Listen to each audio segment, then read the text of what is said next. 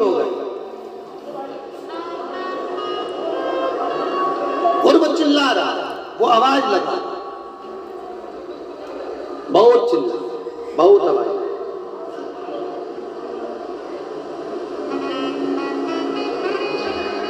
और इतना चिल्लाया वो, इतना चिल्लाया, इतना आवाज लगाया, बहुत।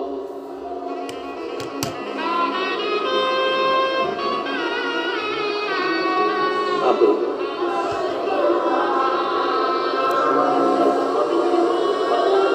महाराज जैसे ही उस वन में रहने वाला वो व्यक्ति जब चिल्ला रहा था, ब्राह्मण पीछे खसक चुके थे। थोड़ी देर बाद उसने क्या देखा कि वो चमड़े के पात्र में से उसने जल निकाला और चमड़े के पात्र का जल महादेव को चढ़ाया। वो वन में रहने वाले व्यक्ति ने चमड़े के पात्र में से भगवान शंकर को जल चढ़ाया। फिर उसने क्या देखा कि उसी चमड़े के एक झोले में से उसने थोड़ा सा कुछ मांस आदि निकाला होगा, कोई जीव का, और वो भगवान को दिया होगा। और दिया होगा तो ब्राह्मण लोगों ने मुख पर पट्टी लगाई कि कैसा गंदा व्यक्ति है, इसलिए तो हम शंकर की पूजन करने के लिए आए, इसीलिए तो हम शिव की आराधना करने के लिए आए।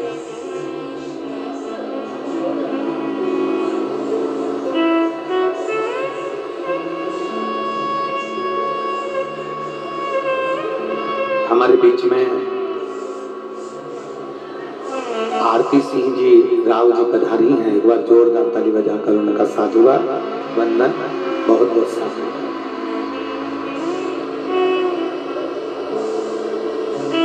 शिव को पहचाने में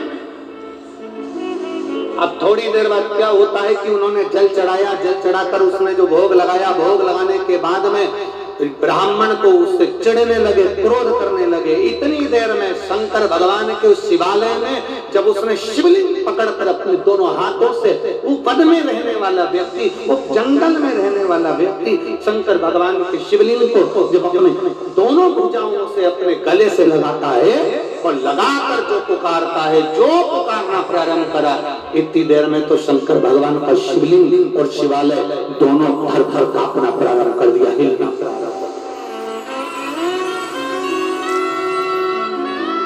शिवलिंग शिवालय ऐसा लग रहा है जैसे भूकंप, ऐसा लग रहा है जैसे भूकंप आ रहा है। हारमोनियम थोड़ा स्वर लगा, हारमोनियम एक नंबर से चलने दो उसको।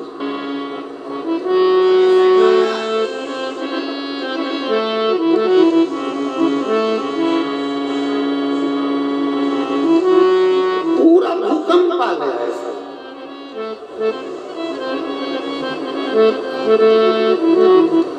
और जैसे भूकंप आया, पृथ्वी हिली, पृथ्वी डोली।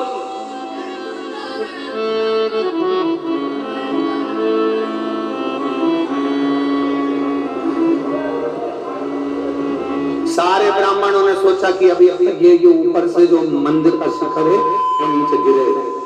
सारे ब्राह्मणों ने सोचा ऊपर से मंदिर का शिखर नीचे गिरने वाला। अब ब्राह्मण तो मंदिर छोड़कर बाहर, और जो वनवासी था, जो भील था, उसने सोचा मेरे महादेव का शिवलिंग पर ये पत्थर गिरेंगे, मेरा भगवान शंकर का शिवलिंग टूट जाएगा। करे क्या? बचाने के लिए क्या था उसका? जंगल में रहने वाला, न पढ़ा न लिखा, न कुछ जानता, न आराधना, न पूजन, न व्रत, न तपस्या, न योग, कुछ नहीं जानता, न वेद न पुराण। बस उसने क्या देखा? भूकंप आया, पत्थर ऊपर से मंदिर के नीचे गिरेंगे, मेरे महादेव के शिवलिंग को लग जाएगी, और तुरंत वो वन में रहने वाला वंचक उस शंकर के शिवलिंग को जैसे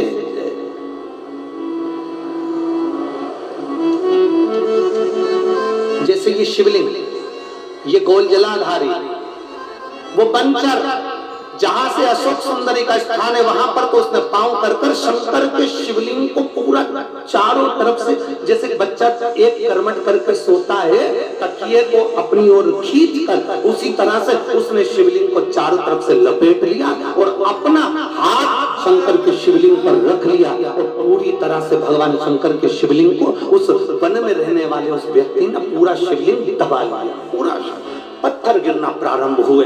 जो पत्थर गिरना प्रारंभ हुए, धड़ाधड़ पत्थर गिरे, उसकी पीठ पर गिरते रहे, उसके शरीर पर गिरते रहे और शरीर पर पीठ पर गिरते गिरते ब्राह्मण सब बाहर खड़े थे। इसकी पीठ पर पत्थर के पत्थर गिर रहे थे। थोड़ी देर बाद पृथ्वी स्थिर हो गई। इसने अपनी पीठ से पत्थरों को हटाया, शंकर के शिवलिंग को देखा और देखकर उनको हाथ से स्पर्श कर कर कहा, बाबा कहीं आपको लगी तो नहीं है बाबा, कहीं चोट तो नहीं आई बाबा। और चिल्लाकर बोला अपनी भाषा में, रोज तुम मुझे बचाते थे, रोज तुम मेरी रक्षा करते थे, महादेव आज मैंने तुम्हारी रक्षा कर दी, आज मैंने तुम्हारी रक्षा कर दी। इतना तो कहना था, शंकर भगवान प्रकट हो गए उस शिवलिंग में से, प्रकट हो गए। और शिव जी प्रकट होकर कहते हैं ये शिवलिंग साधारण नहीं, तू भील है, तूने यहाँ पर मेरी सेवा करी है, इसका नाम भीलेश्वर महादेव होगा। दक्षिण में आज भी वह भीलेश्वर महादेव पूजित हैं। ब्राह्मण अंदर आए, शंकर भगवान ने कहा देखो पूजन से मैं कभी प्रसन्न नहीं हुआ, बहुत पूजन की सामग्री से मैं प्रसन्न नहीं हुआ।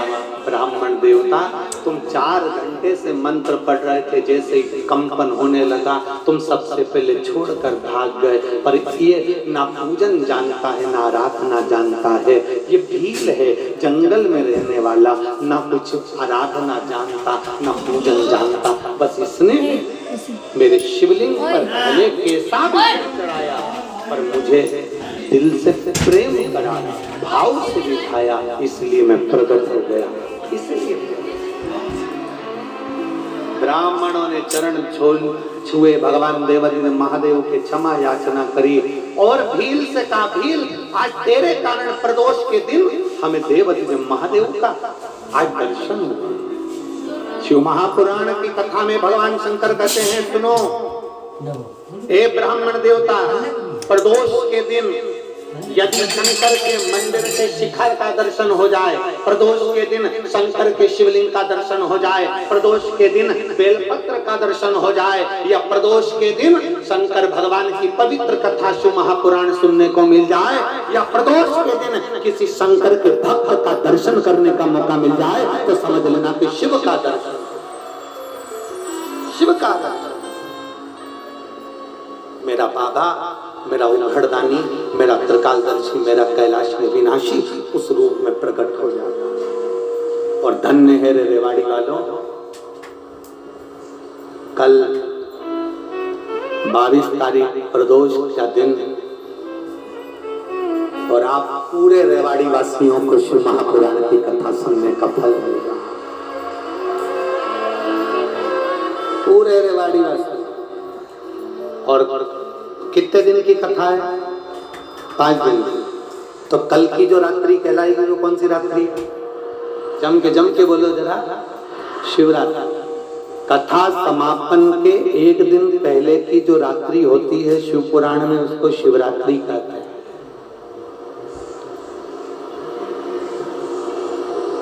कल रात भर पंडाल में बैठे हुए भक्त भगवान शंकर का गुणगान करेंगे, भजन करेंगे, कीर्तन करेंगे, मंत्र जाप करेंगे, और फिर परसों सुबह 8 बजे की कथा 11 बजे तक सुनेंगे और फिर अपना अपना घर को चल देंगे महाराज सब।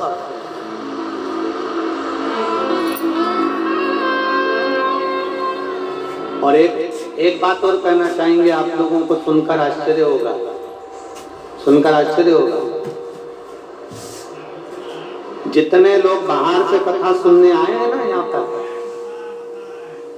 पंडाल में आधे से ज्यादा लोग तो रेवाड़ी वाले भी चद्दर तकिया लेके आराम से रह रहे हैं।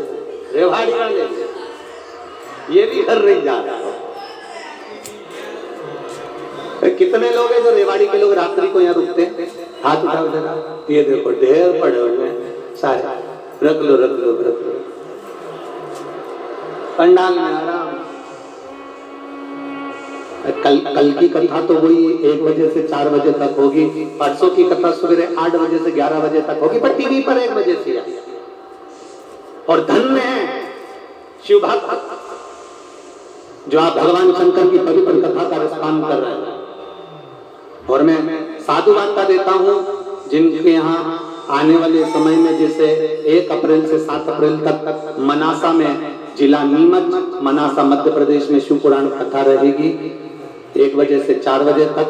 फिर 11 अप्रैल से 15 अप्रैल तक बिलासपुर छत्तीसगढ़ में 1 बजे से 4 बजे तक कथा रहेगी। फिर 19 अप्रैल से 25 अप्रैल तक हालेकोसा छत्तीसगढ़ में जिला राजनांदगांव में शिव महापुराण की कथा हालेकोसा में रहेगी।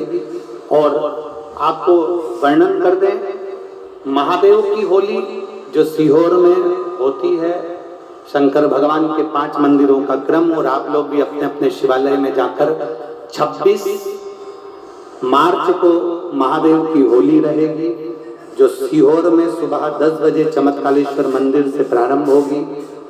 बड़े भाव से जो सीहोर के आसपास के क्षेत्रवासी हैं वो महादेव की होली करने के लिए अवश्य आए। और 29 मार्च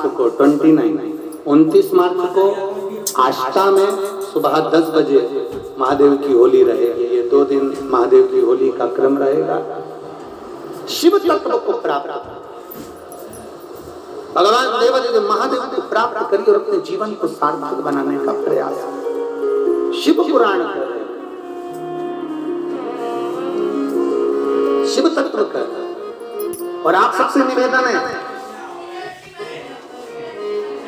अपने अपने घर वालों से कह देना, परिवार वालों से कह देना, नातेदार रिश्तेदारों से कह देना, 4 दिन की कथा नहीं सुनी तो क्या हुआ, पर परसों सुबह 8 बजे से 11 बजे तक कथा रहे, दुकान थोड़ा 12 बजे जाकर खोल लेना, परसों महापुराण की कथा जरूर सुना।